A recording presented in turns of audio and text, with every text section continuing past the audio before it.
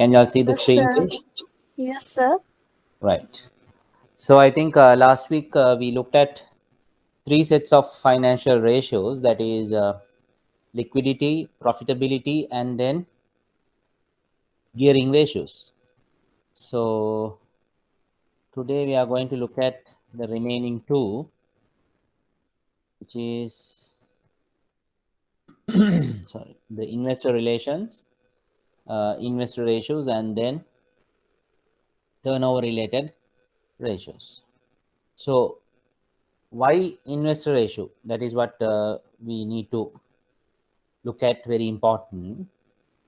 The ratios that are calculated under this will be mainly for the purpose of the investors. Now, as you know, when you take a company, the company is financed by the shareholders. So the company primarily prepares financial statements to provide information to the shareholders, that is, the people who have invested money in the company. And that will be a mode of communication with the shareholders for them to know how their company has performed, right?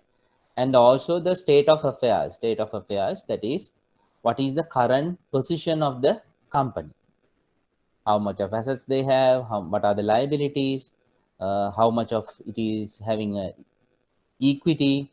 So those kind of information is given to the investor, or rather I would say shareholder.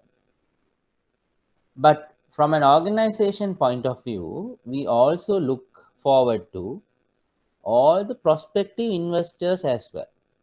That is, people whoever are interested in the company and might want to do or invest in the company, right? But as a whole, you know that the financial information that is prepared by a company is to look after the interest of the stakeholders. We have already learned who a stakeholder is, and as you know, the financial information are provided to the wider population, where we call it as the stakeholders. But when it comes to these investors who are prospective or maybe the existing investors, that is the shareholders, now what do they expect from the company? That piece of information is provided by way of a ratio, So we are going to look at about six, I would say 6 to 8 ratios here. But in the real business context, there will be more and enough ratios that are calculated. But the most common ratios are the ones that we are going to look at under this topic. The key ratios will be: one is the earnings per share. We call it as the EPS. Very, very important ratio as far as a business concern is looked at. So this represents the annual earnings of the business per ordinary share. So I, at the very beginning, I explained how the shareholders invest in a company. So actually they buy a share. They buy a share in the company. And for that particular share, they pay a certain sum, right? So that is what we call it as the par value of the share, Now, of course, we don't talk about a par value under the new Companies Act of number 7 of 2007. But what is important is every investor will pay a certain sum on a share. Now, when you look at this share, how much of a return that the company provides, or what sort of a return that is generated by the company, that is what EPS is. So your, let's say, per share is 100 rupees. So EPS will tell you the 100 rupees that you have invested, the company has managed to generate this amount of earnings. When you say earnings, it actually talks about the profit. It actually talks about the profit. When we go through the formula, you will understand. Then we also call something as earnings yield ratio. Earnings yield ratio. So this represents the return for the price paid to buy one ordinary share. This is in terms of a percentage. You will see how the ratios are calculated. Then we have the price earnings ratio. This indicates the time to be spent to cover the market price of a share. Now, if I go and invest in the market, let's say the 100 rupee share, I'm going to buy it from the market, that is from the stock exchange. Let's say I'm going to pay 200 rupees. Now, if I am to pay 200 rupees, how long will it take for me to make my earnings?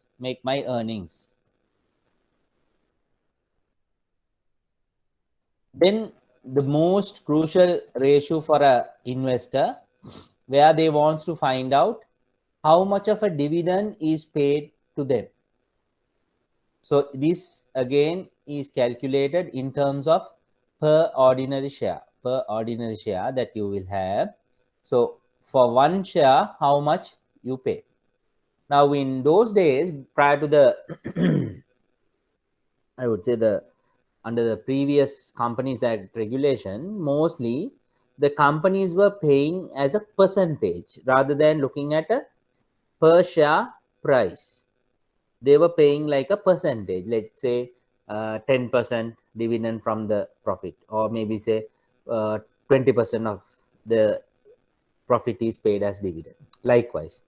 But now what has happened is they all talk about in terms of how much of rupees you pay per share. That is what is known as dividend per ordinary share. Then we have the dividend yield, measures the return that can be received as dividends to buy one ordinary share. Then dividend cover, dividend payout, I will explain along with the formula, right? Now let's look at one by one. Earnings per share. How you calculate earnings per share is you take the profit after tax, and you divide by the number of ordinary shares in issue. We call it as number of ordinary shares in issue. In issue means now a company might have decided to issue, let's say, 1 million shares. According to their articles of association, they might want to issue about 1 million shares. But sometimes what happens, they might not issue the 1 million shares in one go. It might be a piecemeal issue. Let's say right now they have issued about 500,000 shares. So these 500,000 shares that we have already issued and collected money will be known as shares in issue. So for this particular ratio, what do? We take the profit after tax and divide it by the number of shares. But when you talk about the number of shares, there is a slight deviation from the normal number of shares, because we take the number of weighted average shares. Now, this is something very interesting. Now, when you look at a company, the company might want financing at any point in time. We don't say that it is always at the beginning of the year or maybe at the end of the year. It doesn't happen like that. Whenever the company requires money or capital, they might go and issue shares. But mostly what happens is, for this calculation, they say that you need to take the number of weighted average shares. So how you do it is, let's say you have issued shares during the year. Maybe you would have issued some shares in February, again some in June, again some in September. So likewise, you would have issued shares during the period. Now, when you have done that, it is very, very important to calculate a weighted average number. Why is that? Because what are we trying to establish here?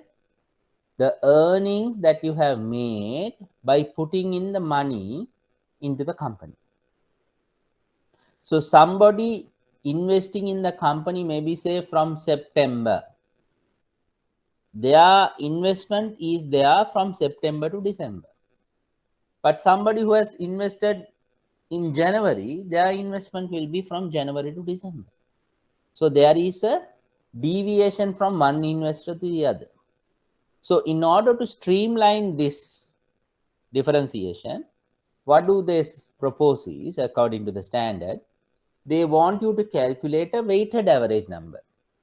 So you can calculate it by taking the number of days for which this particular share was in the company, right? Let's say if somebody has invested from January, so that particular share was there from January till December, 12 months. But if somebody has invested, or maybe say there was a share issue in May, so from May to December, that will be like 7 months, or rather 8 months. So you have to calculate a weighted average by taking the number of months as weights, or you can even go to the extent of taking number of days. That is also a possibility, right? So you will calculate the weights and divide by the total number. That will give you the earnings per share. And please remember that earnings per share is in terms of rupees, Why? You are taking the profit after tax, which is in rupees, and you are dividing it by a number. This number is number of shares. So when you divide rupees by number, then the result is also in rupees. So let's say 7 rupees per share. So the company will pay 7 rupees per share from their profit. And if you hold 100 shares, then you will get 700 rupees. That is how the dividend is paid. Then we look at the earnings yield.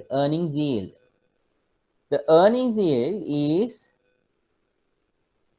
how it is calculated is, you take the earnings per share and divide it by the market price per share.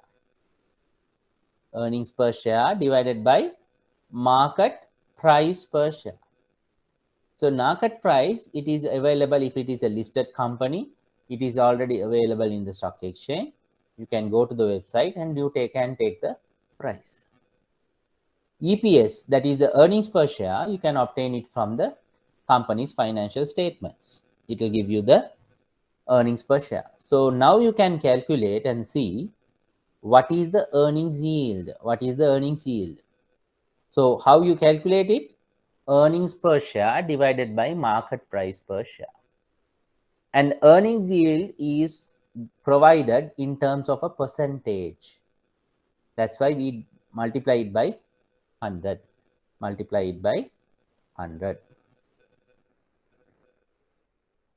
Then we calculate a ratio called price earnings ratio.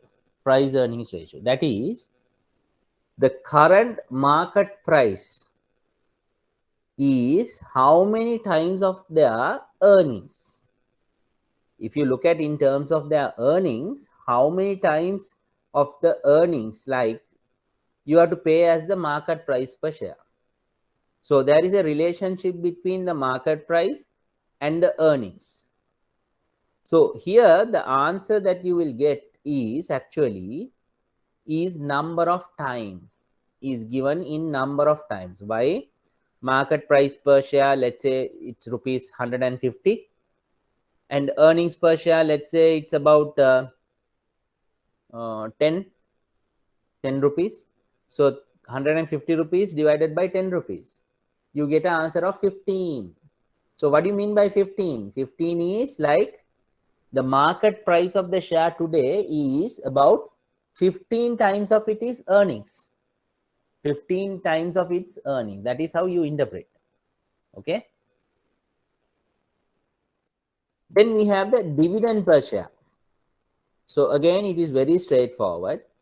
You take from the financial statements what is the total dividend paid, and again divide it by the number of weighted average ordinary shares. As I mentioned earlier, wherever you get involved in the denominator, where it is using the number of shares, you have to always think about using the weighted average number of ordinary shares. Weighted average number of ordinary shares.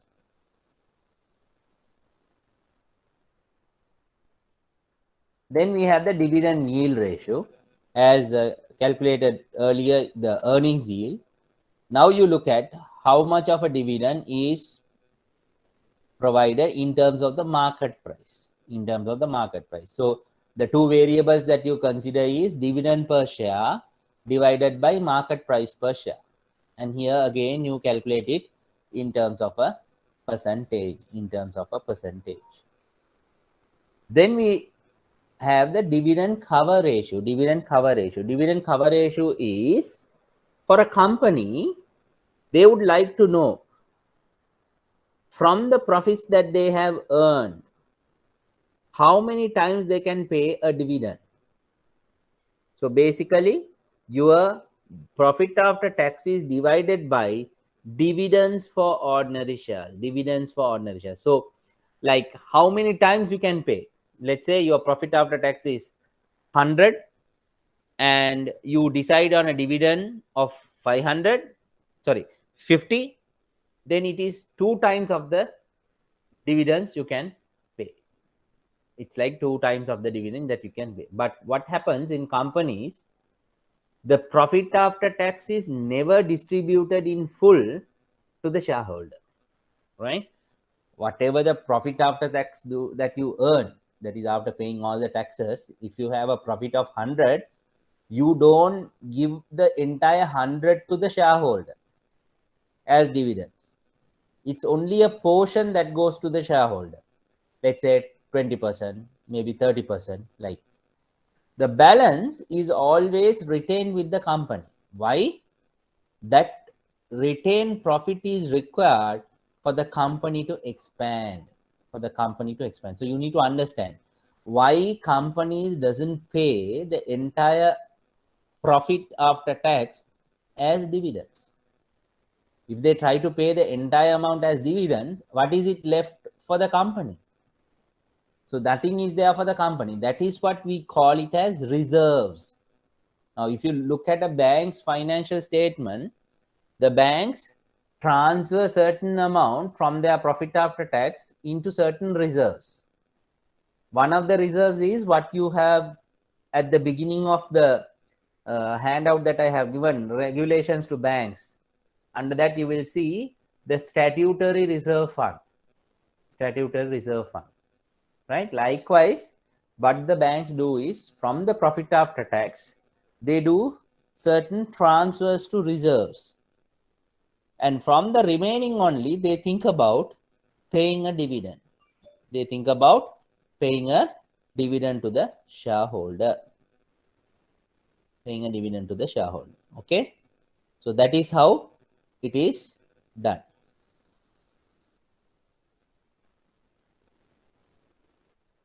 Then we have the dividend payout ratio, that is in terms of a percentage. So how much of a dividend that you decide to pay per share, how much of earnings that you have per share. So it is a relationship between the dividend per share and the earnings per share. So what do you understand by that? You are trying to establish what percentage of the earnings you pay as dividends. What percentage? You have to be very clear. What percentage is paid as dividends to the shareholders from your earnings. So these are, I think we had about 7, basically, yeah, seven investor ratios. Now these 7 ratios are not the conclusive list of investor ratios. There are enough and more. When you look at a company's financial statements and go through the financial ratios, you will see investor related ratios, there will be many more. But these, what we have discussed, is one of the most crucial and very, very important ratios that we calculate for a investor.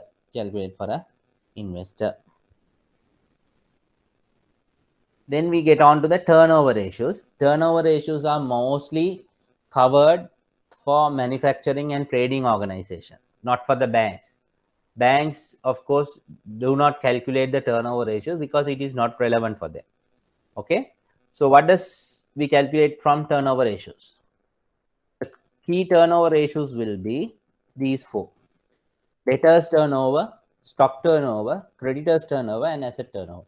I think I explained you how to manage the stock turnover. That is, starting from the raw material stage, how long do you take to convert the raw material into a finished product, and from finished product to sell it, and from selling it, how long you take to collect the cash. Okay, so that is the entire operating cycle. I explained the operating cycle to you. In that operating cycle, there are various stages. One is from the stock, how long from the stock, how long you take to sell it, right? Then from the debtors, how long you take to collect. Then from the raw material stage, from the date of purchase, how long you take to pay. That is the creditors turnover. So the debtors turnover, stock turnover, and creditors turnover, the result of that is your operating cycle. The result of that is the operating cycle. How do you calculate it? Operating cycle will be debtors turnover plus stock turnover minus creditors turnover. So you add the debtors turnover and the stock turnover, and you deduct the creditors turnover. That will give you the operating cycle. So what do you mean by operating cycle? It is from the point of the raw material to the point you convert it to cash. That entire time lag is the turnover period, operating cycle, right? And then you have the asset turnover, that is to measure the efficiency of generating sales from the assets. Now, when you look at a company, the company will deploy so much of assets.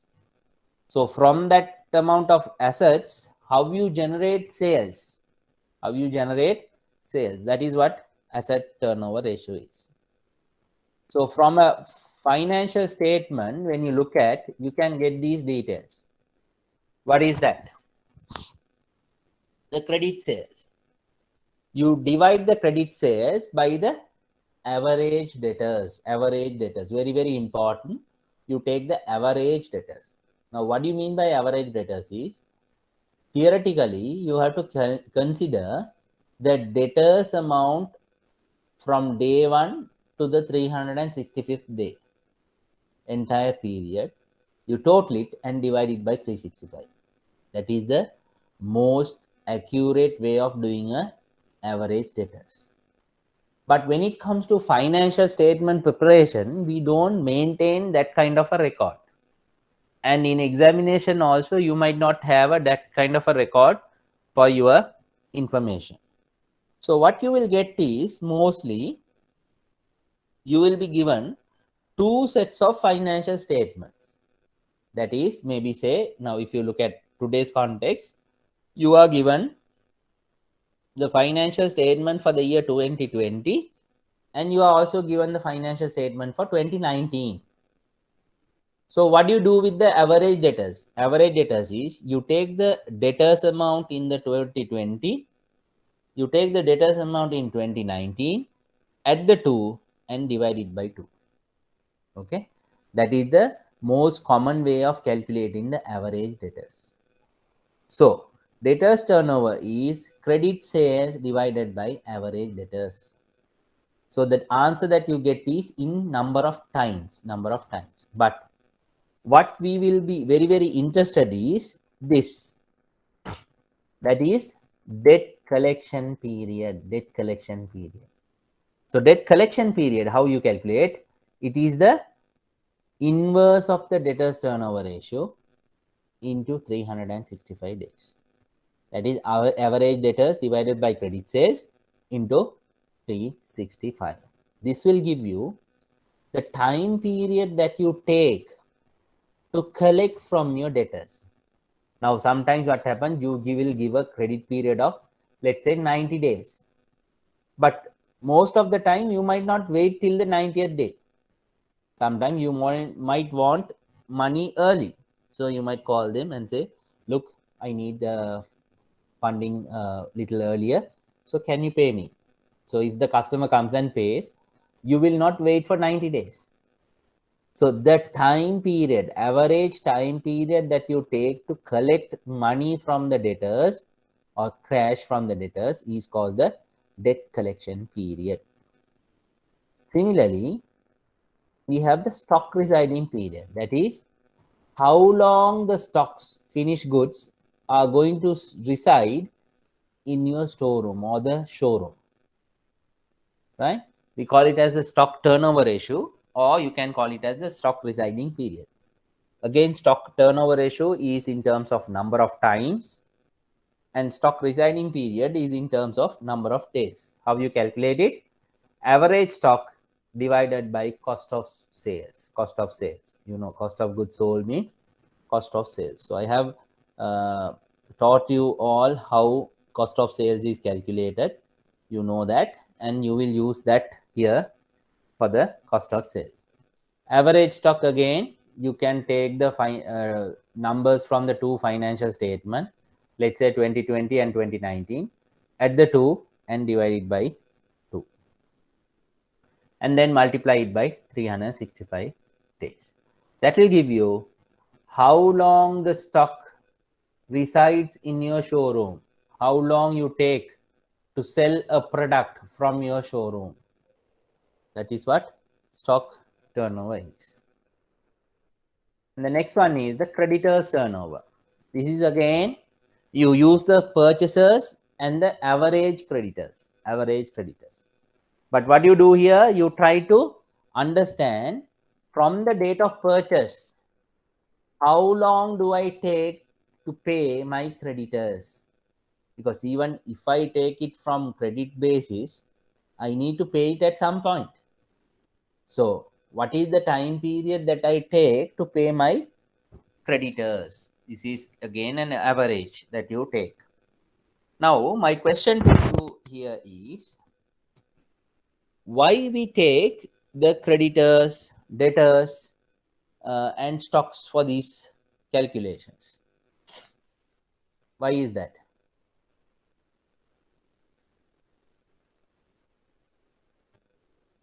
Now we consider credit purchases, credit sales. Why is that?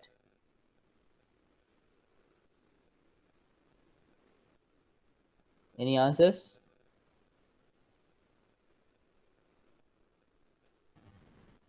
Someone?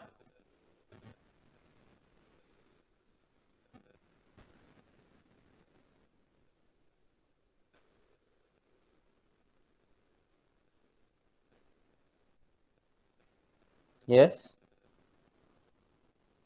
Why do you think we take all the creditors, debtors, and those kind of numbers? Now, whenever it is cash, we don't have to worry, isn't it? Because if you are purchasing something by paying cash, that's a spot transaction. Immediately you pay cash and there is no turnaround period. Similarly, if your debtors are paying you, not the debtors actually, the customers who buy products from you, if they pay you immediately with cash, then there is no issue. We don't have to consider the cash sales. So why we consider the credit sales here is, the reason is that we want to establish how long we take to recover from our customers. How long we take to recover from our customers. So that's why the cash component, maybe it could be cash sales or cash purchases, we don't take into this calculation. So you have to be very careful when you are taking numbers from the financial statements. That is, when you are evaluating a proposal of one of your customers for a loan, you will make use of their financial statements to calculate ratios.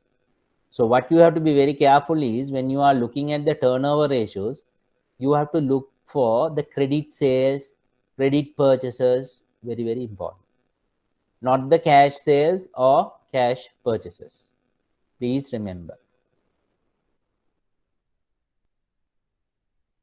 Right. Then the last ratio is the asset turnover ratio, that is known as sales divided by average total assets. Again, what you will do is you will take the 2 years, that is maybe say 2020 and 2019, add the two and divide it by 2. That will give you the average assets of the business. Average assets of the business. Right. So that concludes our chapter on ratios, financial ratios. If you have any questions, you can ask. If you have any questions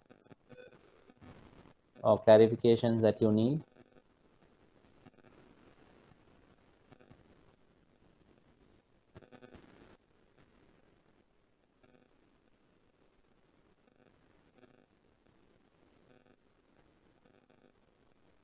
Any questions that you may have?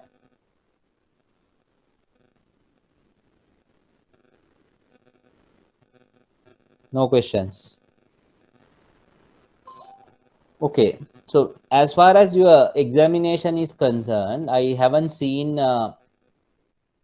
these financial ratios being tested in depth. Okay. Mostly it will be like a part of a question. Maybe sometimes late, maybe 2 or 3 questions in the MCQ, right? So it has never come as a fully complete question on financial ratios. Okay. And most importantly, what you have to remember is none of these ratio formulas will be given to you. Okay. No formulas will be given in the examination. So you have to be very careful. I won't call it as memorizing, but you have to try and remember those. Okay. So you can't just memorize it and do it. It is not practical, right? So you have to practice it by writing the formula again and again, and then you have to work on past paper questions wherever it has come. Okay. Likewise, you have to practice a lot. You can't just memorize it and take it to the examination. That will be very difficult. You have to do a lot of practice. So I'll try to share maybe a question pack sort of a thing on financial ratios where you can do some practicing, right? So it will cover these financial ratios that we learned, starting from liquidity, profitability, gearing, and then investor and turnover. So all those ratios will be covered. So you can practice those by doing based on the financial statements, how you will calculate those ratios. Okay. Any questions? Yes, we will do some example questions on these. I will share the note first, then you give it a try. Then we will do it in the class, maybe towards the latter part of our class. We will do it. Okay. Right. So hope there are no more questions. So I wanted to start with the new topic today, which is a very, very important topic. Let me see that I have. Just give me a second.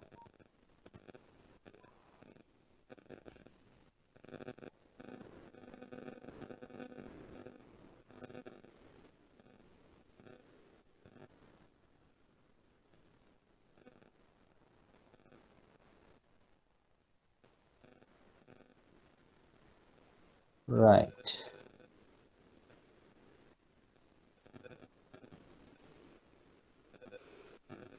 Okay. So before we get into the topic, I would just like to show you something, and then we'll get on to the topic, right? Okay. Now, I have been repeatedly telling you all to go through the sample financial statements either from stock exchange or maybe whatever that I have shared, right? So basically, if you look at the financial statement, now this is what we have under the P&L, right? Under the P&L, you will see, now this is for a bank now, so you have to know what are the elements that are appearing in a financial statement. So you have interest income, that is on the loans that you have, or maybe say other assets that you have. Then you have the interest expense. The net of interest income and interest expense is known as the net interest income. Now this line in the financial statement is very, very important. The net interest income. For a bank, net interest income is very, very crucial, because that is what banking business is. What we do, we accept deposits and we give loans. That is how banks make profit. But nowadays, what have happened, there are more elements which have come into the business, banking business, where you do certain services and you collect fees, and similarly you have to take services and you have to incur fees, right? So whatever said and done, the heart and soul of a banking business is where it accepts deposits and generate or provide loans. So when you accept deposits, you have to pay interest to the customer, and when you give loans to the customer has to pay you interest. So obviously, you know, the loan rate, or the rate offered for loans is higher than the rate that you pay to the depositor. So nowadays you see the deposit rates are about 6% or 7%. But whereas the loan rates are around 10%, 11% likewise. So obviously you are receiving high and paying low. That is how the margin is created. The margin is what is known as net interest income. Net interest income. Now, apart from the net interest income, what do we have? We have the fee and commission income. Now, almost all the banks today, they have the credit card business. Now, from the credit card business, they earn a lot of fee income. That fee, annual fee, joining fee, late fee, a lot of things are there. So all those are fee and commission income. Similarly, you might have to pay others the fee and commission income. So those are your expenses. Then you have the net fee and commission income. That is the next most important line. Why I am highlighting these is because in the examination, your question number 1 is to prepare these financial statements. And how you will earn marks is for these lines, where you will have to show interest and income is this much, interest expense is this much, therefore net interest income is this much. For showing that, you will get 1 mark. Okay, so you have to remember what this format is all about. This format is very, very important. Then you have the net fees and commission income. So it will be the combination of these two. Then you have what we are going to look at now, right? I'm not going to look at it now. Net gains on losses from trading, I will hold it for the time being. Net gains and losses from derecognition of financial assets, I will hold it for the time being. And you might have other income. So you put down that. These two, let's hold it for the time being. That is the topic that we are going to learn, right? Just hold it. Then you have the total operating income. Then you have an item called impairment charges and losses. Again, that is something that we are going to learn shortly. Then you have the net operating income. After taking all those, you have the net operating income. Then you bring in all your expenses. What are the expenses? You have the personal expenses, that is your salaries, allowances, all those. Then you have the depreciation, and then you bring in all the other administrative expenses. Once you do that, you get the operating profit before tax on financial services. Now, what is the taxes on financial services? we have something called value added tax on profit. Value added tax on profit, that is VAT on financial services. Then you reach the profit before tax. Profit before tax. Then you have the tax, income tax that we learned last time. Then you have the profit after tax or the profit for the year. Okay. So all these are, we call it as comprehensive income. Comprehensive income. We call it these as comprehensive income. But when we go to the next step of the financial statement, we see statement of profit or loss and other comprehensive income. So the elements that you see here is all the other comprehensive income of your financial statement, right? Again, we are going to go through this. You don't need all the items that are listed here for your examination because there are more enough and more complex items. But what you need to know is all these elements that you are going to show here under other comprehensive income are routed through the equity statement, statement of changes in equity. So what is going to get reflected there only is presented here. So we will go through one by one those. Now, most critical is the statement of financial position. That is your balance sheet. Now, if you look at your balance sheet, now go through these items for yourself. Just go through these items.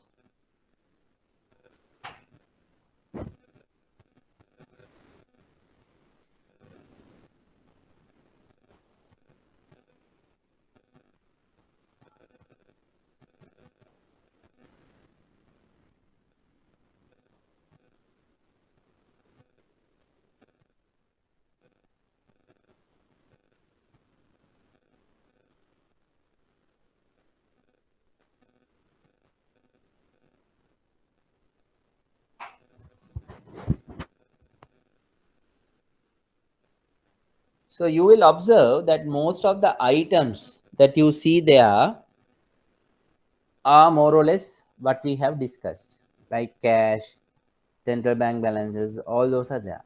But there are certain elements, maybe starting from here up to this point.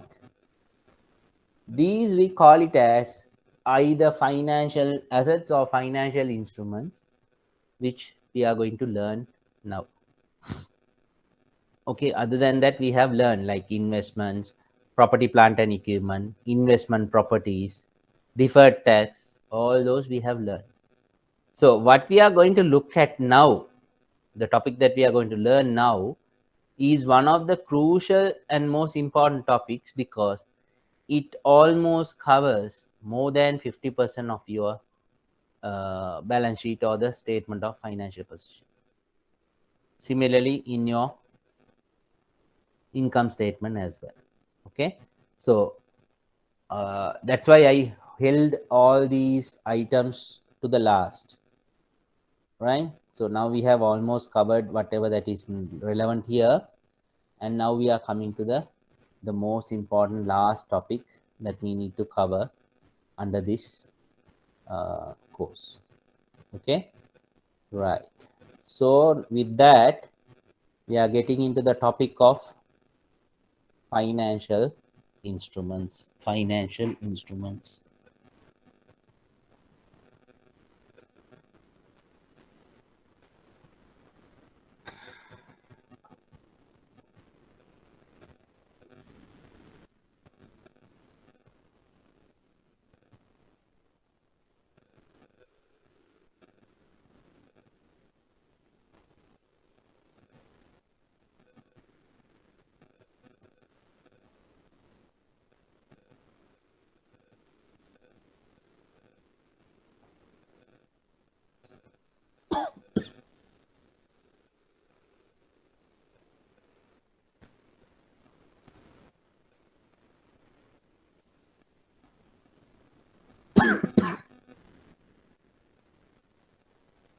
Right.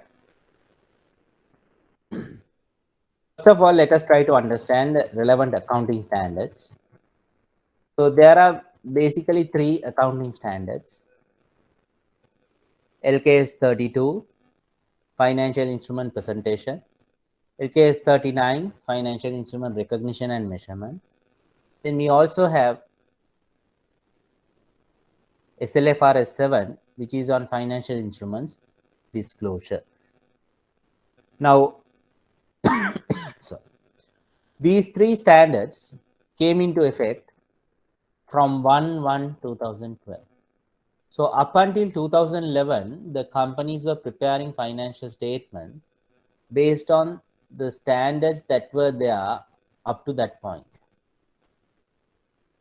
In 2012, there was a big change into the financial reporting mechanism because of these new sets of accounting standards that were introduced by the IASB, that is International Accounting Standards Board, and also it was adopted widely by most of the countries. And in Sri Lanka also, we adopted it with the guidance of the CA Sri Lanka, or the Institute of Chartered Accountants of Sri Lanka, ICASL or CA Sri Lanka. So in Sri Lanka, we adopted this standard with effect from 1/1/2012. But in many global countries, they adopted it prior to that, and some companies after that. But there are some countries which have not yet adopted it also. Okay, that is also very interesting.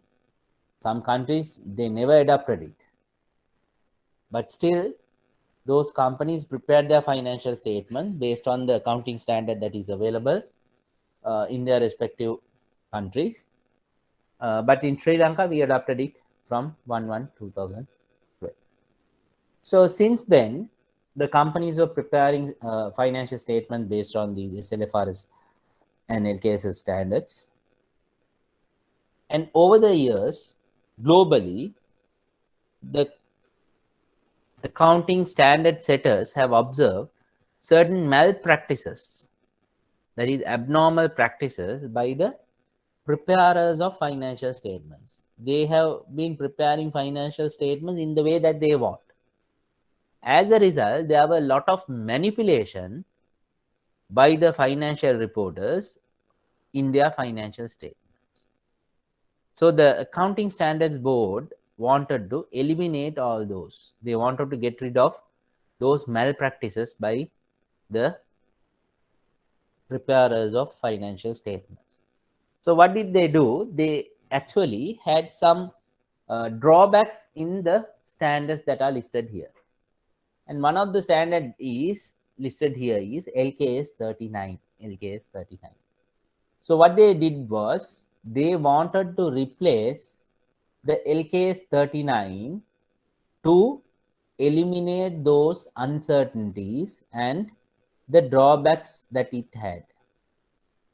So as a result, they introduced a new accounting standard replacing the LKS 39, which is the SLFRS 9, which is again was known as the financial instruments.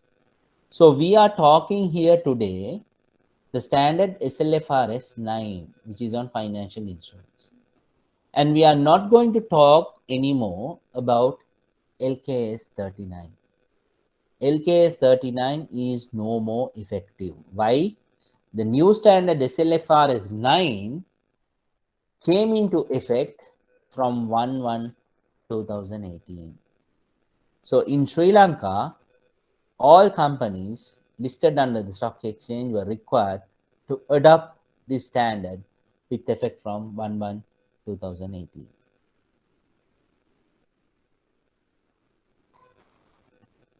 So with the adoption of SLFRS 9 locally as well as globally, most of the malpractices and the drawbacks that were observed in the financial statement were rectified. And now you have a seamless way of reporting where companies are more or less adopting a more common policy as such for financial reporting. And this has enabled the financial statements to be compared across years and as well as across companies. So now we don't have to worry about comparing a banking institution with a trading organization, because both the financial statements will look like the same. Okay, so it is very, very important to notice that the new standard, which is SLFRS 9, came into effect from 1/1/2018. From your perspective as candidates sitting this examination, what is important for you? What is the take back for you? All the examination papers, when you look at the past papers, prior to this date means 1/1/2018, you will not be required to do it now. Don't try to do it also now, because those were basically based on the standards that you see at the top, right?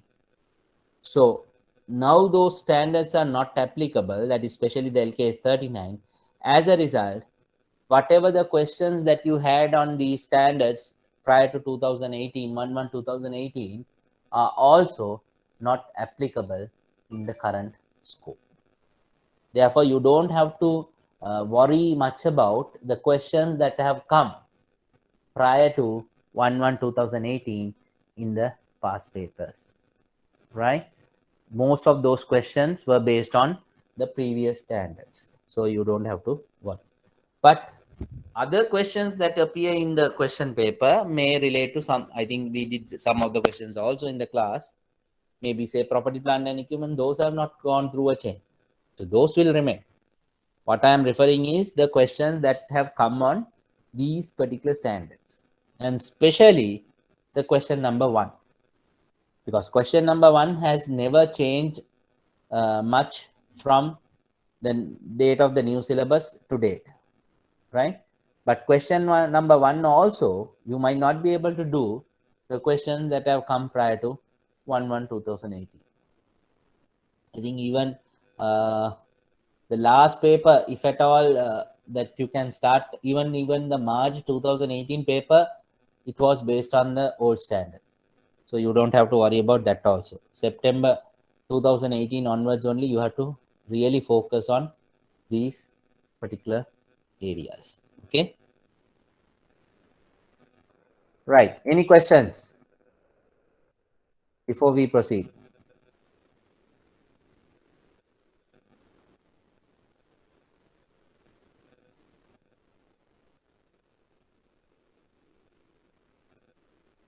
If you have any questions, you can ask.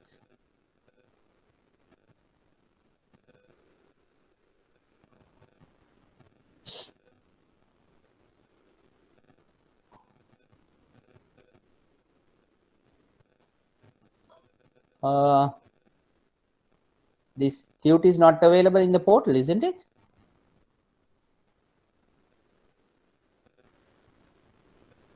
I was told that it was I shared. couldn't locate it, sir. I couldn't locate it.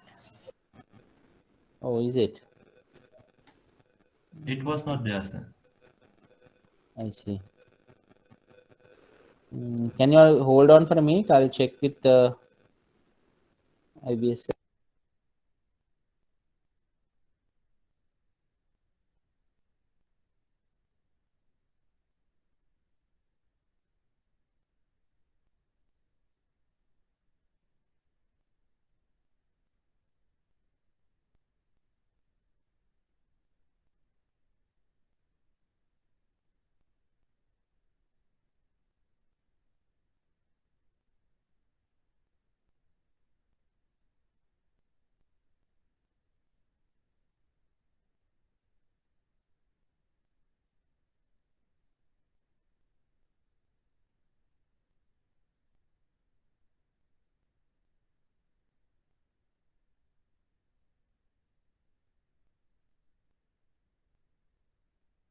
Okay, anyway, I have wanted them to check whether they have uploaded, because I told them to upload it.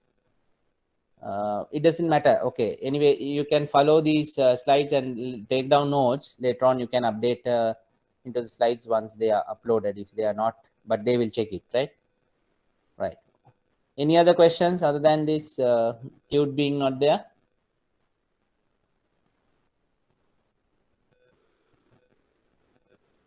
Okay. So let's start with the topic. Right.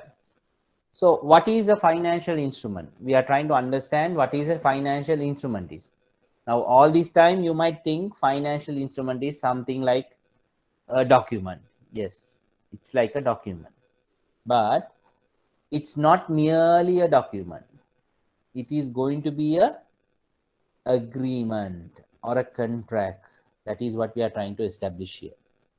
A financial instrument is any contract that gives rise to a financial asset of one entity and a financial liability or equity instrument of another entity. Very, what would I say? Like, it's a very straightforward definition, but put in a more complex theoretical form, right?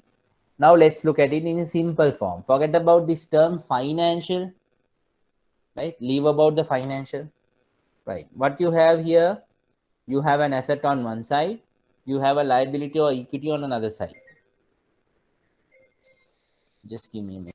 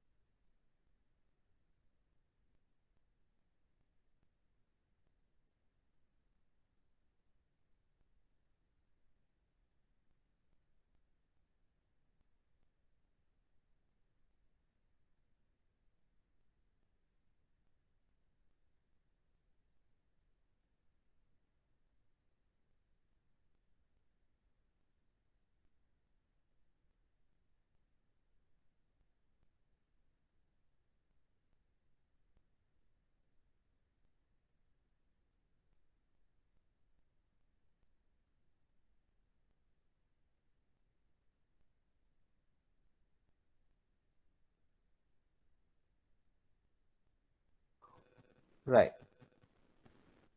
So in simple terms, if you look at it, we'll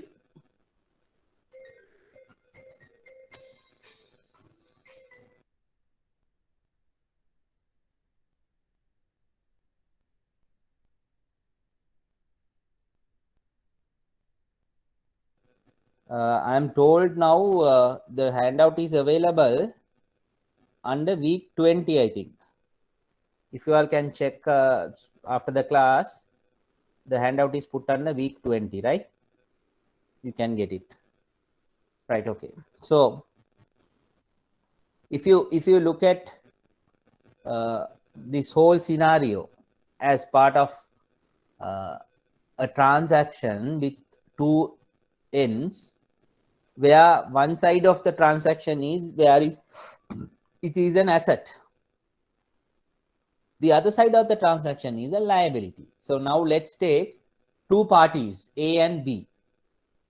Now when A and B transact, the transaction results in an asset to one person and a liability to another person. Okay, it ends up in an asset to a one person and a liability, or we extend it to call as an equity to another person. Now here what happens, it gets a term called financial instrument. It gets a term called financial instrument. Now what happens, you see the definition. Financial instrument is any contract. So now there has to be a contract between the two parties, party A and party B. You have to enter into a contract. Now say for example, banks enter into contract with the customers, maybe say for a loan, maybe for a deposit. So there are so much of contracts that the banks enters into with the customers. Why do I take the example of bank?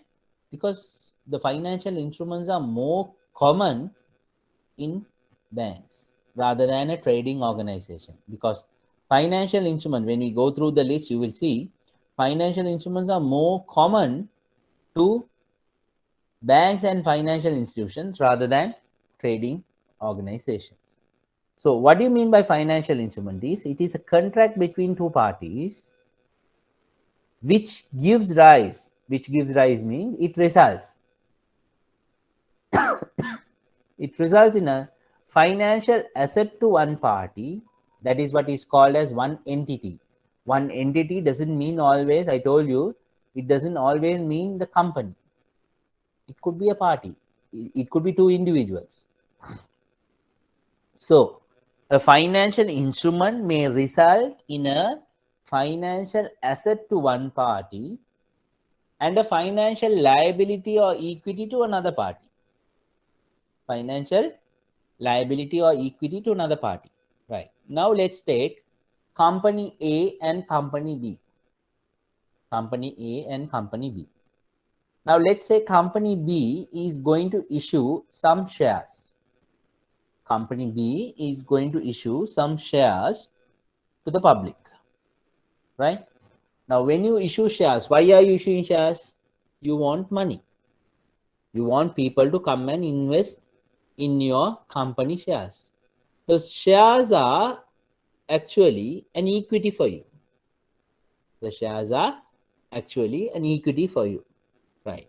Now company B, what they do, they are issuing shares. So company A is interested in buying the shares in company B. Company A is interested in buying shares of the company B. Right. So let's put it like this. Mark it A and I'll mark this as B. Right. I have to be clear for you all. Right. Now let's take company A and company B, as I told you. So company A is going to invest in company B. What do? You go and give cash or money to company B. So you are giving up one of your assets. Cash is an asset for you. You are going to give that cash to company B and you are going to get shares from company B.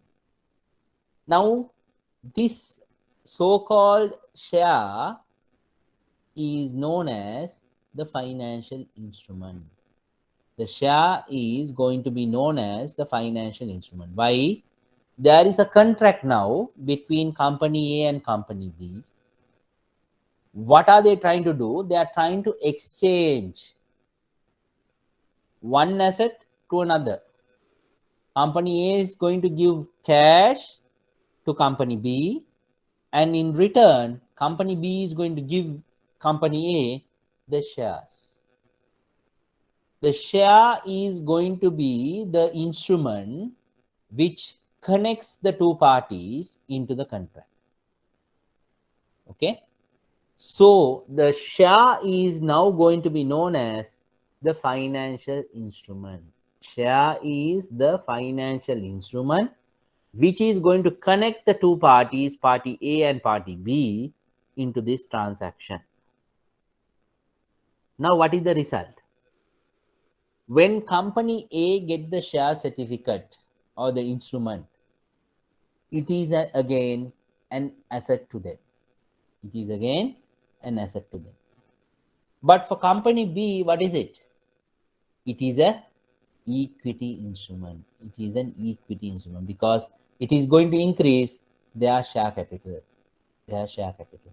So company A, by purchasing or investing in the shares of company B, they have got a financial instrument which is known as the financial asset. The same instrument is issued by the company B and it is part of their equity. So now look at the definition. A financial instrument is any contract. There is a contract between the two parties that gives rise to a financial asset of one entity. So for company A, it is a financial asset, the share. And for company B, it is not a financial liability as such. In this scenario, it is going to be an equity instrument. It is going to be an equity instrument. So what is the financial instrument here? It is the shares. It is the shares. Now I am going to extend the same example for a different purpose.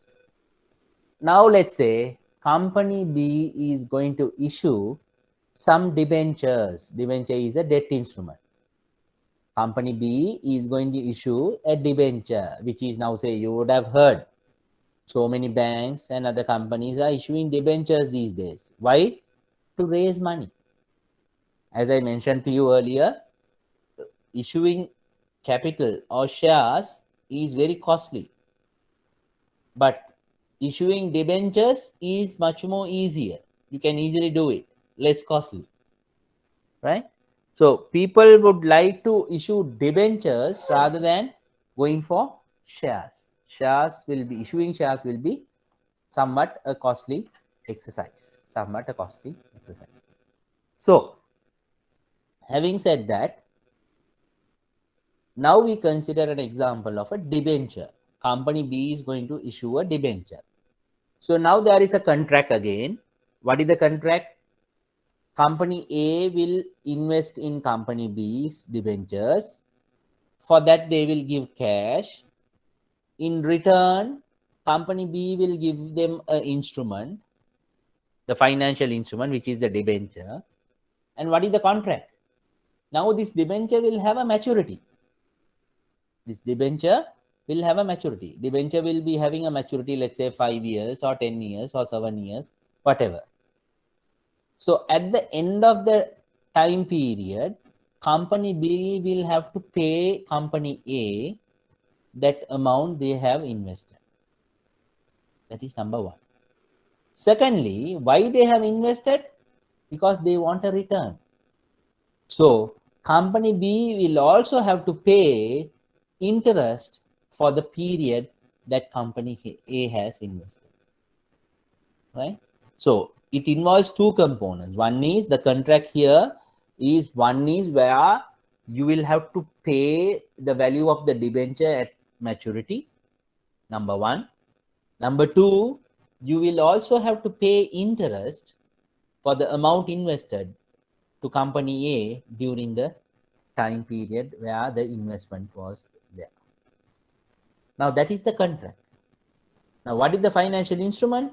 Financial instrument is the debenture certificate. So now when company A takes this financial instrument and gives cash, now again, it will give rise to two transactions. What is that? Company A will have a financial asset, which is known the debenture. And company B or the entity B will have a liability now. It's not an equity. Debenture is a liability. Share is an equity. Please make a note. Debentures are known as a liability. Shares are known as equity. Why? Shares doesn't have a maturity. But debentures, they have a certain definite period of maturity. So at maturity, company B will have to repay company A. Right? So we are looking at two financial instruments here. One is a debt instrument, which is known as the financial instrument there, the debenture. Secondly, it is a share, equity instrument. One is a debt instrument, the other one is the equity instrument. In the case of the equity instrument, there is no maturity. So company B will never pay back to company A. It will remain. But in the case of the debt instrument, company B will have to pay company A at some point in time. But in both transactions, there is a financial instrument. In one scenario, it is the shares. In the second scenario, it is the debenture. So a financial instrument is any contract. Yes, in both cases, there was a contract that gives rise to a financial asset. Yes, in both the scenario, company A had a financial asset. in both the scenario, company B, in one instant they had the equity instrument, in the other instant they had a financial liability. So you have to be very careful when we talk about a financial instrument. It has two elements. One is it is a financial asset to one entity, and it is a financial liability or equity for another entity. This is the fundamental definition of a financial instrument. Now, in examinations, they might sometimes ask, what is a financial instrument as per SLFRS 9? They will refer to the accounting standard and they will ask you the question, what is a financial instrument? So you should be able to write it in these simple terms. It is a contract that gives rise to a financial asset of one entity and a financial liability or equity of another entity.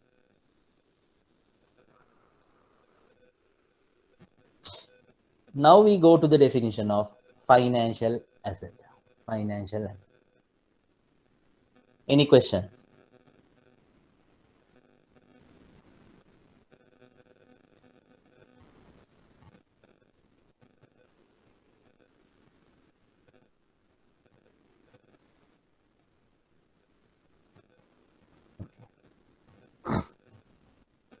Right. What is a financial asset?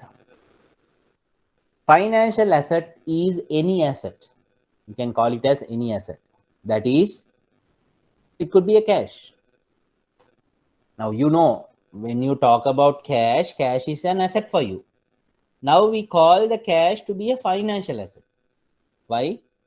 If you hold any asset which can easily be converted to cash, that is a financial asset. That is a financial asset. Secondly, it could be an equity instrument of another entity. Yes, that is the example that we saw now. You invested in the shares of company B. So for company B, share was a equity instrument. So for you, what is a financial asset is an equity instrument of another entity. Equity instrument of another entity. Now in the third one, it slightly tries to describe the contract that you had for a debt instrument. What do they say? It's a contractual right. It's a contractual right. That is, you have a right to receive. To receive cash or another financial asset from another entity. Yes. When you go and invest in a debenture, what happens? At maturity, I told you, you will have to get back the money. So the person who has issued the debenture will have to pay the investor at its maturity. So if you have a contractual right to receive cash, that is a financial asset for you. Or to exchange financial instruments with another entity under conditions that are potentially favorable. Now, sometimes what happens, if you are not in a position to pay, sometimes you can exchange another financial instrument. But when you will do it, you will do it only when the conditions are favorable. Only when the conditions are favorable. So basically, if we take a debt instrument when the prices are very high, you would like to exchange it because you will have a better gain from that transaction. You will have a better gain from that transaction. So that is about financial asset. Financial liability is the right opposite of what is financial asset. So financial liability, now we are looking at it from the point of view of the company B. So what is financial liability for them? It is a contractual obligation. Yes, of course. For company B, it is a contractual obligation. For what? To deliver cash. When company A is supposed to receive cash, then you are supposed to deliver cash. Because when you give cash only, company A will receive cash. Right? So What is financial liabilities? You have a responsibility or you have an obligation to deliver cash, or you can exchange a financial instrument for that when the conditions are potentially unfavorable. Sometimes what happens, a company might issue debentures, but when it comes closer to maturity, if they are not in a position to repay, what they will do? They will issue another debenture. So this is what generally happens. Companies, once they get into the hack of doing the debentures, then they will have to keep on doing it because they can't get rid of the debenture issue. So continuously companies may tend to issue debentures to cover up the previously issued debenture.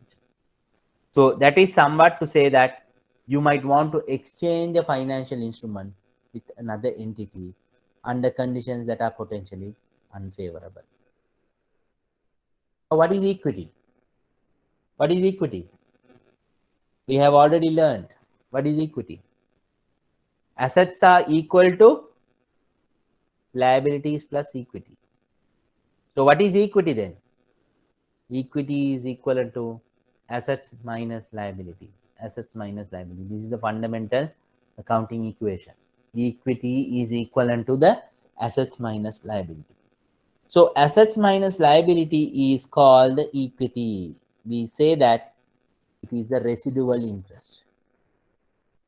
Any contract that evidences a residual interest means when the asset minus liability, if you have a number, positive number, that is known as the residual interest.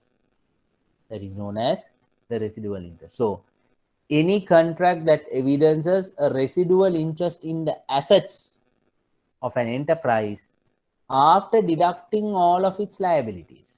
Very straightforward. Assets minus liabilities. If you have something more than zero, then that is called as equity. So from where it is coming up? It is coming from the accounting equation, fundamental accounting equation. From the accounting equation only it is coming. Right. So now we are going to look at some of the changes that have happened from the earlier standard and to the new one. So that is from LKS 39, what has happened to SLFRS 9? When you come to SLFRS 9, what has happened? So see what are the changes. Now there is a change in the classification and measurement. Now in today's context, we use SLFRS 9. We define the financial assets and liabilities based on the business model and the contractual cash flows. Then secondly, as I told you earlier, we will have to calculate impairment. Impairment is something like the loss provision, bad debts provision. So how it is calculated? The change is from an incurred loss, it is moving into an expected loss model. From an incurred loss model, it is moving on to an expected loss model. I will explain it in detail when we do the impairment section. And thirdly, which is not actually part and parcel of your syllabus, hedge accounting. Right? In time to come, it might be included, but right now it is not in depth. So hedge accounting is to align hedge accounting more closely with entities' risk management objective and strategy. So companies today, sometimes they struggle for financing. Some of the transaction may lead to losses. So what you need to do is you have to minimize your risk. To minimize your risk, one option is to do hedge accounting. Hedge accounting is a way of minimizing your risk. So if you are investing in a high net worth asset, which is in a risky situation, then you have to do a back-to-back investment to cover up that loss. So basically, the new changes are including three elements. One is the business model and the contractual cash flow. Secondly, the change is from incurred loss to an expected loss in impairment. And thirdly, the mechanism of minimizing risks. That is hedge accounting.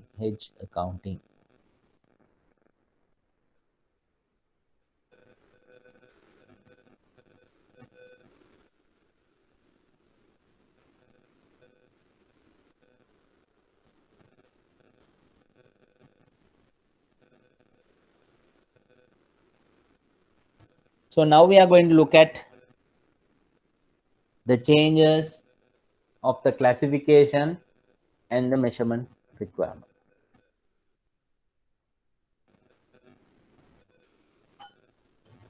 Under the new accounting standard, which is SLFRS 9, we can classify the financial assets into three broader categories.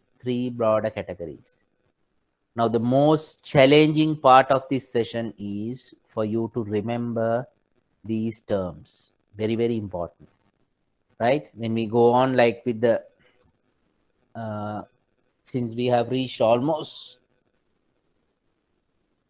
to the last stages of our course, now the next part will be to do the question number 1, right? So it's very important that we do know these terms when it comes to your examination.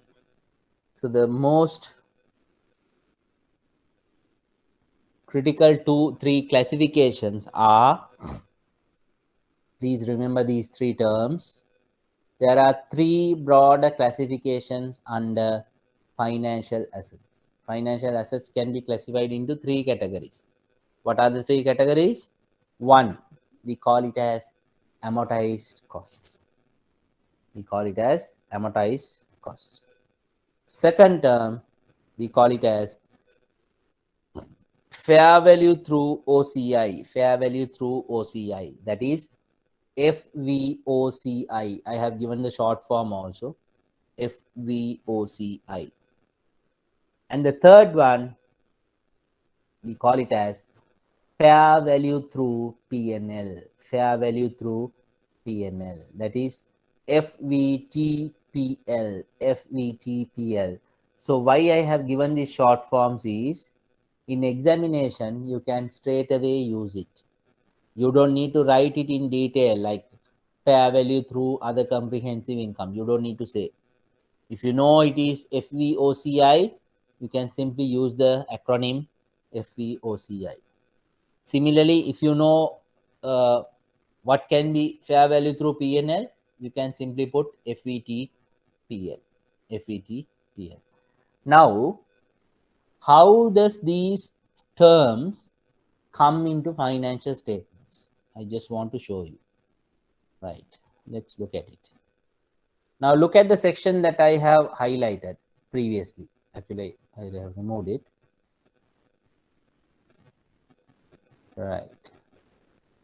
Now just have a look for yourself. The three, the captions on the left side. Can you see this screen? I'm Yes, showing. sir, can see. Right. Now look at the captions. Financial assets recognized through profit or loss. You see? That is fair value through P&L. The first term that we learned there, you can see it in the financial statements. You see? Financial assets recognized through profit or loss. Don't worry about the measured at fair value, just forget about it. Then the second one, financial assets at amortized cost. You see? Amortized cost. This is what I was referring there. The first type of classification. Right? So all the loans and advances of a bank, the loans that the banks give are classified as amortized cost. We will see why the reason is later, right? Financial assets at amortized cost again. Then we have another classification called financial assets at amortized cost, debt and other financial instrument. Debt and other financial instrument. Then the next category you will see financial assets measured at fair value through other comprehensive income. What is that now? Fair value through OCI. Fair value through OCI. I can also show you another financial statement of another company. Let's see. Not everybody might have, but let's look at this also. Right. Now, what I have taken now is LB Finance. LB Finance. Right. Now see. Financial assets recognized through profit or loss. Same thing. Next one. Financial assets at amortized cost, loans and receivables. Then the next one. Financial assets at amortized cost, lease receivables. Then the last one. Financial assets measured at fair value through other comprehensive income. You see, almost all the financial institutions might have the same classification. We will look at Carson's also. I'm not sure what they have, but let's look at it.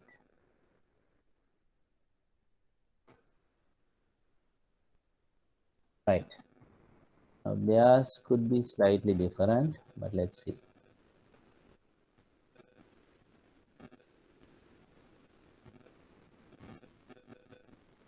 Okay, in their case, they are slightly different to what we saw. They don't have all the financial instruments in the same name. They go using different names what we was using previously. Maybe HNB, if you look at, they will also have the same names. You don't have to worry about it much because it's a financial institution. You see, same lines will be there.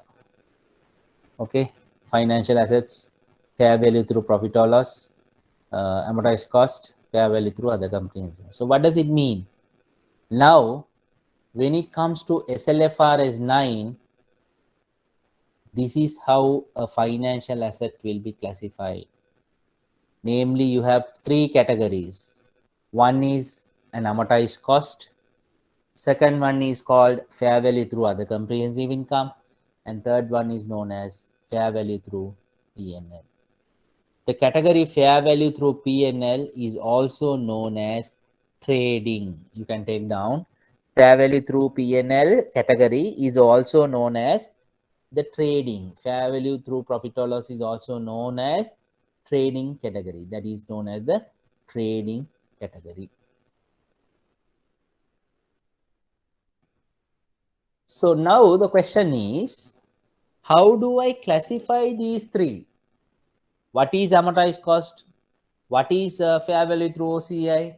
What is fair value through P&L? How do I know? How do I classify them?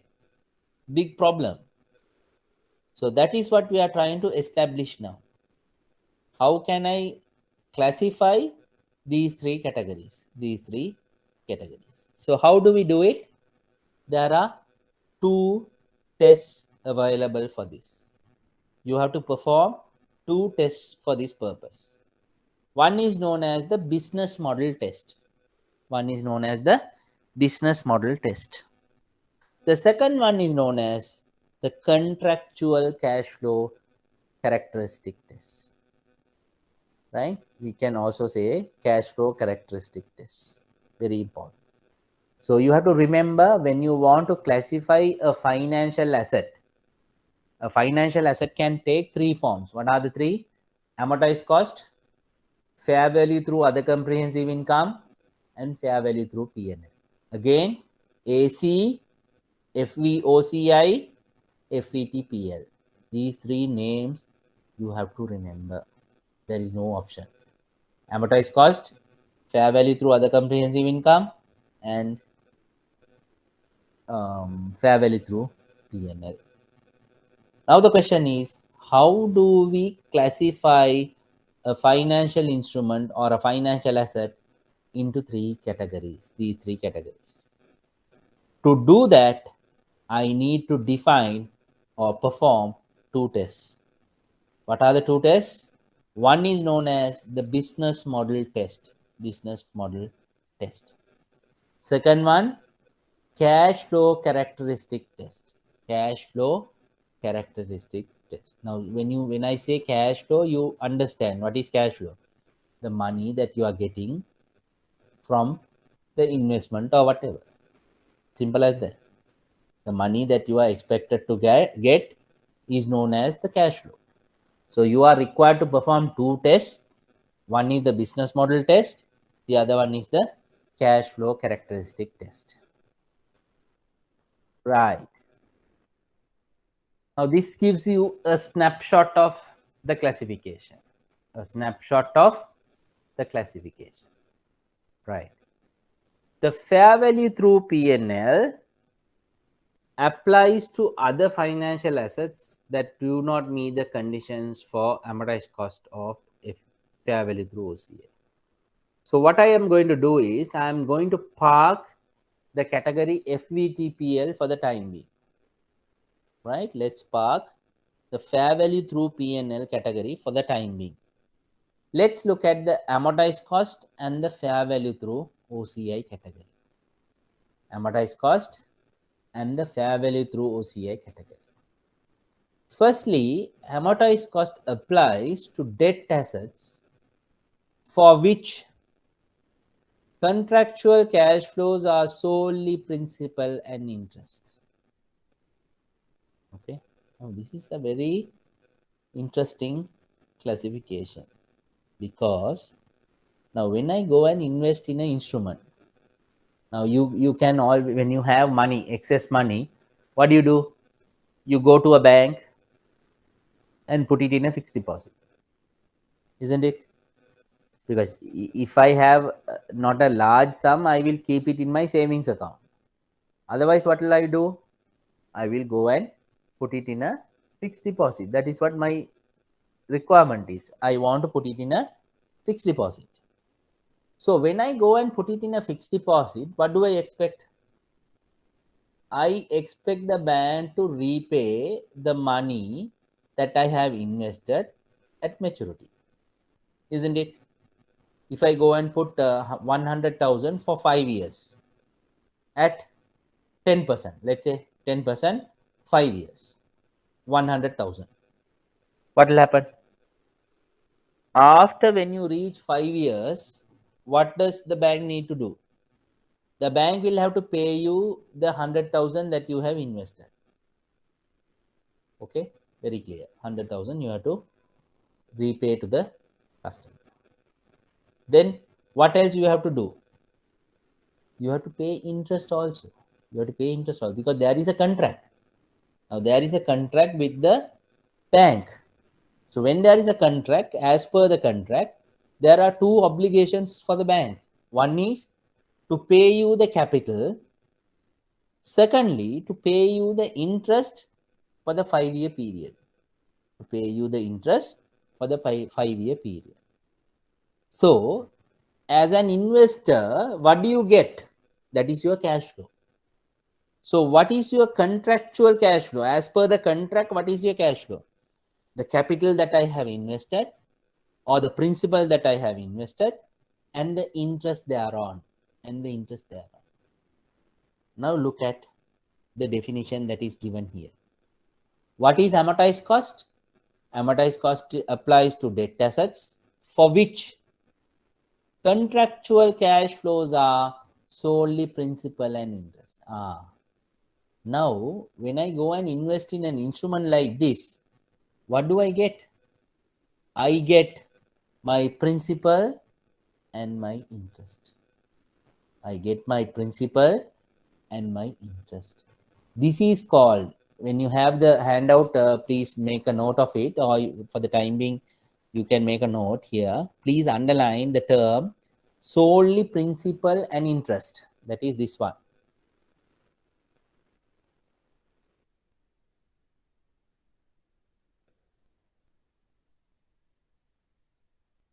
It is very critical.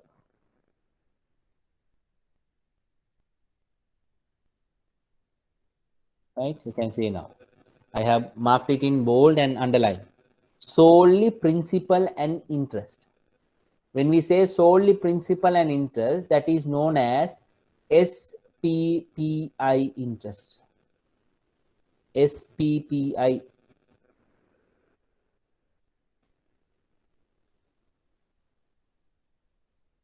Yeah, I have it here in a slide, so don't worry about it much. So here the transaction is where when it is an amortized cost, when it is in amortized cost, we know that what I am going to get is solely mean it is only that you are going to get the principal and you are going to get the interest. You are going to get the principal and you are going to get the interest. That is the only thing that you are going to get from this transaction. If that happens, you can think about putting it under amortized cost. You can think about putting it under amortized cost. But what happens? There is another condition. There is another condition. What is that condition? That is the business model test. Call it as the business model test. So look what is there.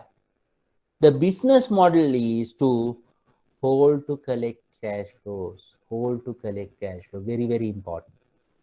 I'm going back to my same example. When I put a fixed deposit in the bank, what do I expect? I don't expect to go and withdraw it in the halfway through. I am expecting that I will hold it till its maturity. I will hold it till its maturity. So which means I am expecting to hold it till its maturity to collect the cash flows. To collect the cash flow. What are my cash flows? My cash flows are principal and interest.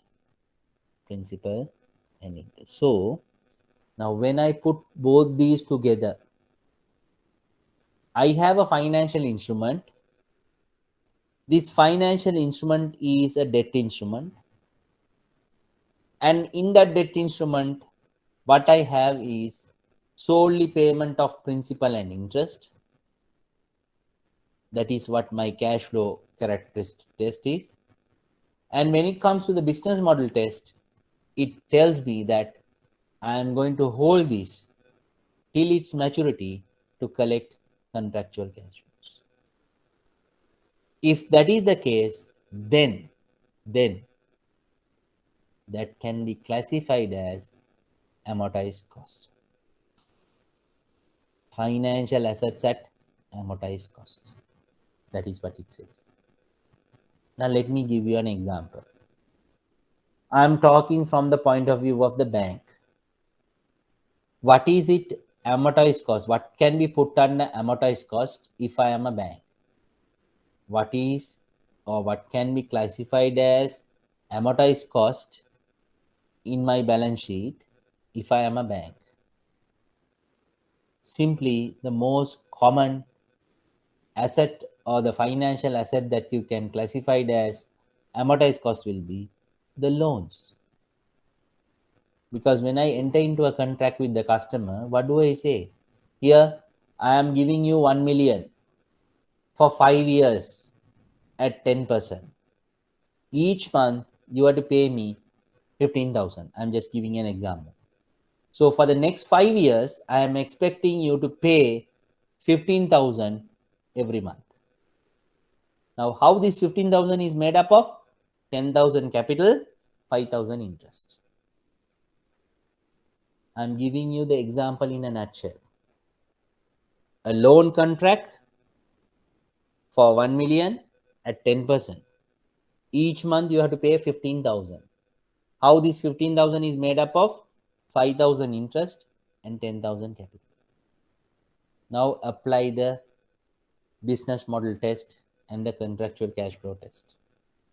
What does the business model say? I will hold this loan till its maturity. I don't expect the customer to come and pay me immediately. Customer can pay after 5 years. He can take the time, monthly installment, and he can come and pay at the last. I don't expect him to come and pay immediately.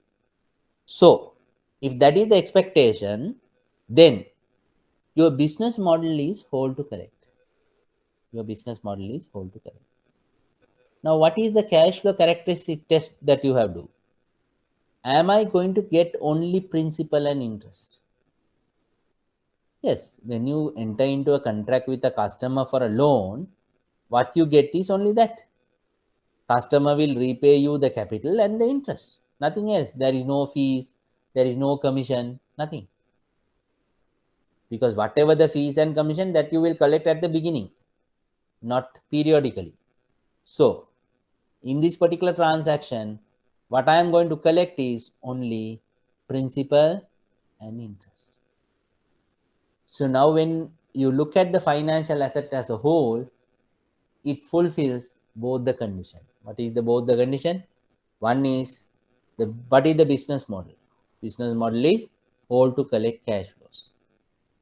Number two, whether I am collecting only principal and interest. Yes, from a loan contract, I will collect only that principal and interest. So basically, I am looking at a financial asset which is classified as amortized cost. Which is classified as amortized cost. That is the simple definition for an amortized cost instrument.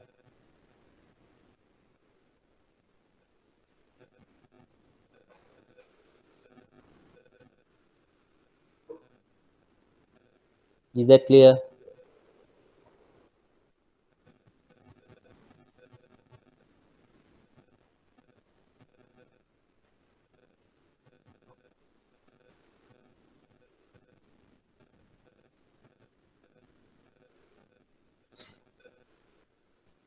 Do we have any questions? Right.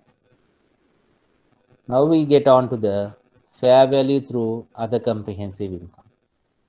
Fair value through other comprehensive income. Again, we are looking at a financial instrument, and I want to test now whether it is going to be fair value through OCI or amortized cost or fair value through P&L. Right? Now here also, again, the test is contractual cash flows. If the contractual cash flows are going to be solely principal and interest, that test is true. So again, you are going to collect principal and interest. But now there is a slight difference in the business model. You will see that. Now you see the business model. The business model says it is hold to collect and sell. You see the term sell is added. Unlike in the case of amortized cost, now you have an additional component where you will hold to collect and you also have the intention to sell it. You also have the intention to sell it. So now it slightly differs. It slightly differs. Why we say it under, why we put it under fair value through OCI is because, yes, the contractually it is solely principal and interest. That is true. But the second condition, the business model, it is not purely hold to collect.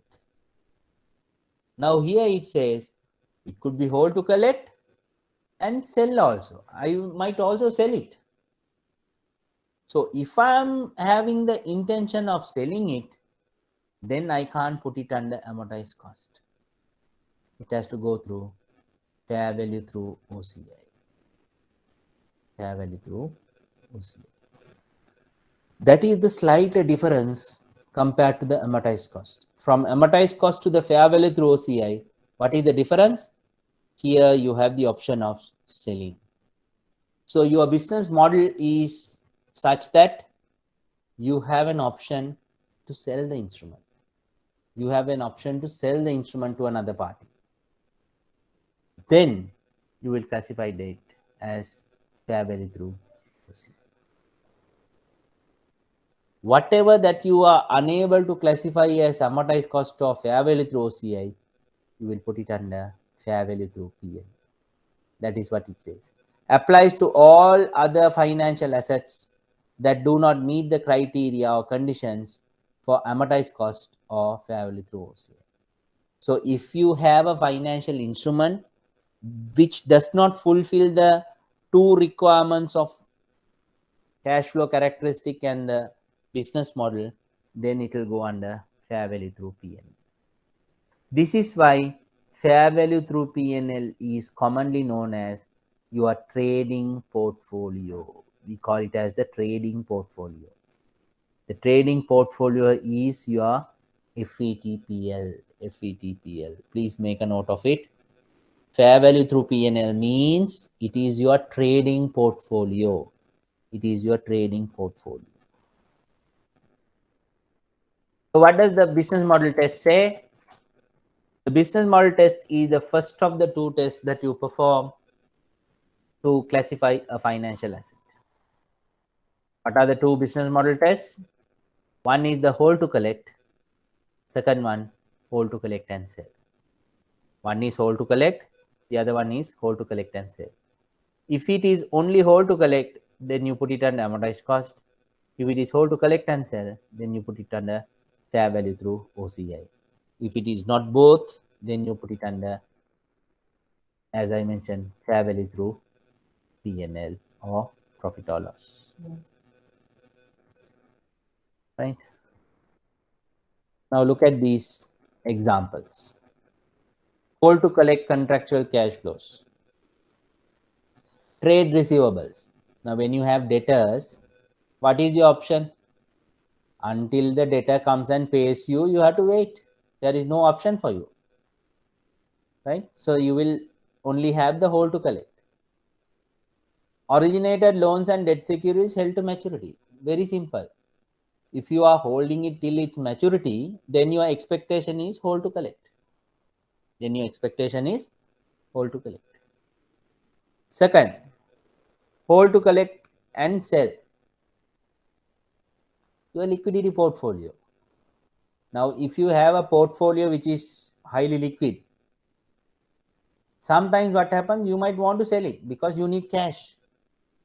Not holding a liquidity portfolio doesn't make any sense. You need cash, so you might sell it.